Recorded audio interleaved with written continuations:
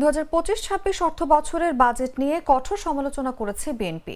দলটির স্থায়ী কমিটির সদস্য আমির খসরু মাহমুদ চৌধুরী বলেছেন, প্রস্তাবিত বাজেট বাস্তবতা বিবর্জিত এবং এতে গুণগত কিংবা কাঠামোগত কোনো পরিবর্তন নেই। সোমবার বিকেলে বনানীর হোটেল সারিনায় এক সংবাদ সম্মেলনে তিনি বলেন, এই বাজেট রাজস্ব আয়ের সঙ্গে সম্পর্ক নেই। ব্যাংক থেকে সরকার যদি লোন নেয় তখন প্রাইভেট সেক্টরে বিনিয়োগ হয় না, রাজস্ব আয়ের পুরোটাই পরিচালনা ব্যয়ে চলে যাবে।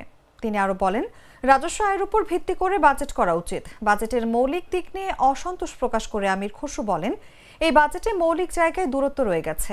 তিনি বলেন, গুণগত দিক থেকে আমরা কোনো পরিবর্তন দেখি না, কাঠামোগত কিন্তু আগেরটাই রয়ে গেছে।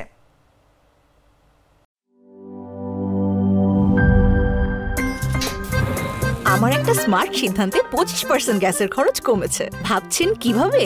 সাধারণ গ্যাস স্টোভ বদলে আমি এনেছি আরএফএল গ্যাস স্টোভ। এর সাইন্টিফিক নজল ও ব্রাস বার্নার ক্যাপ সমানভাবে তাপ ছড়িয়ে রান্না করে দ্রুত। তাই গ্যাসও বাঁচায় 25%, টাকাও বাঁচে 25%। আরএফএল গ্যাস স্টোভ নিরাপদ ও গ্যাস সাশ্রয়ী।